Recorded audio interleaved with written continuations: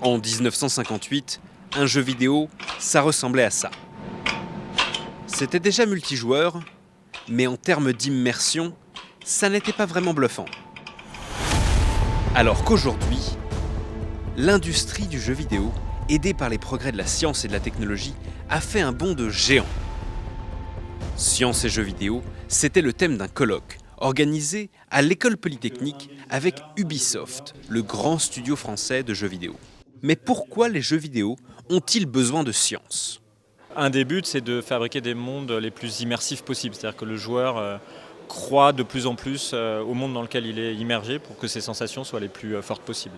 Et effectivement, du fait de la puissance de calcul, ils ont de plus en plus besoin de simulations les plus réalistes possibles. Donc de prendre nos équations physiques, biologiques, tout type d'équations scientifiques et de les mettre dans leur jeu. Les paysages des jeux vidéo actuels ne sont pas créés par des artistes qui vont ajouter les arbres ou les rochers un par un dans une plaine ou sur le flanc d'une montagne. C'est l'ordinateur qui va se charger de ce genre de détails.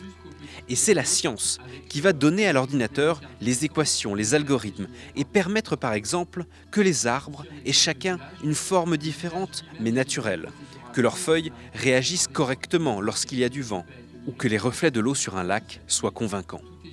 Je crois beaucoup dans la saine émulation qui va émerger de ce colloque. J'y vois également une superbe capacité d'inspiration. On a des gens du ministère de l'Éducation nationale ici, et quand ils voient à quoi servent les mathématiques et la simulation, quand on voit que la science a en lien avec le jeu vidéo, qu'elle nous sert à faire des jeux-là, pour eux, ça peut être aussi un moyen de susciter des vocations chez des jeunes garçons, chez des jeunes filles, pour les amener vers ces métiers-là par un biais qu'ils connaissent, qui est celui du divertissement. Et ça, si on arrive à faire ça, je trouverais ça génial.